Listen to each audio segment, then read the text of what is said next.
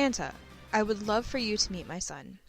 He loves you, but he gets scared when other people are around, I said, with the same hopeful smile that I'd smiled many times in the past. My husband was moving Christian to a secluded spot, and from across the room we gave each other an all too familiar look that encompassed years' worth of Santa struggles with our son, who has autism. Christian loves Santa, but the lights, the sounds, the people, it can all be too much for him. Sensory overload is so very real, and it can make the most joyous of times a nightmare for even the strongest of believers. As his parents, it's our job to adapt and give him the same magical moments other children get to have, especially as he's reaching that age where Santa loses his spark. As Santa sauntered over to the vending machines where Christian was hiding, he asked me what his name was, and I knew we were in good hands. For as many times as we've encountered carrying Santas before, not one had ever asked for our son's name. It was such a simple gesture that set me at ease. He greeted Christian, who immediately enveloped him in a hug, and the pair posed for a few pictures. In the past, that would have been the end of our Santa escapade for the year.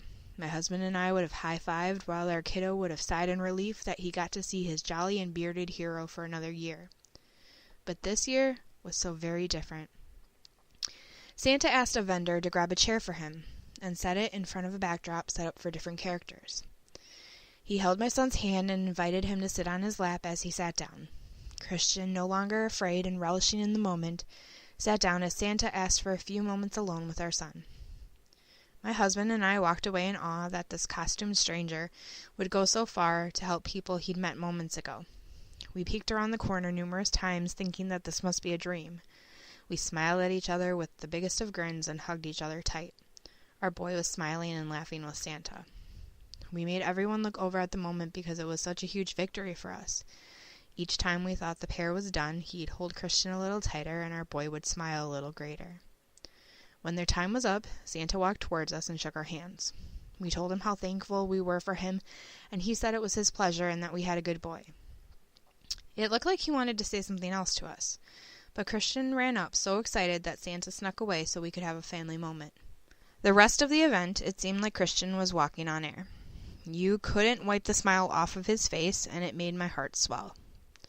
Before we left, there was no line to see Santa, which meant that my husband and I could get our pictures taken with the man of the hour. We posed for a picture or two, and when I went to get up, he grabbed my hand with his gloved hand and looked at me with the utmost sincerity. You are raising a sweet boy. We talked about toys at first, but then he told me he was bullied. He warmed up to me quickly, you know. It hasn't happened for a while, but he's not over it and it still bothers him. He's trying his hardest at school and made sure I knew that. I told him I'd give him super strength to help him avoid bullies and super knowledge to help him in school. But a super heart? He's already got one of those.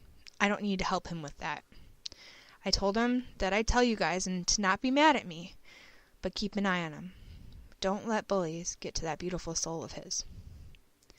This kind man, a stranger to us all, got more out of my son in 10 minutes than my husband and I, or even his therapist, could in over a year. We were very aware of the bullying, both mental and physical, that he dealt with at his previous school, but we had no clue of the lasting damage that it had done to our child. It took a little bit of Santa's magic to get to the bottom of it all. We had an open and honest dialogue on the way home, one of the best conversations that we've had as a family. We've talked about what happened at his previous school, why it was bad, and why the environment he is in now is so much better. We talked about why bullying was wrong and how it made him feel. We told him that there will always be negative people in his life and to never let a bad day get the best of him. We told him to focus on the friends he does have and all of the good things in his life. We threw some more cliches at him about how the past is the past, and although it's all right to live in it, it's not okay to permanently live there, because that's not living at all.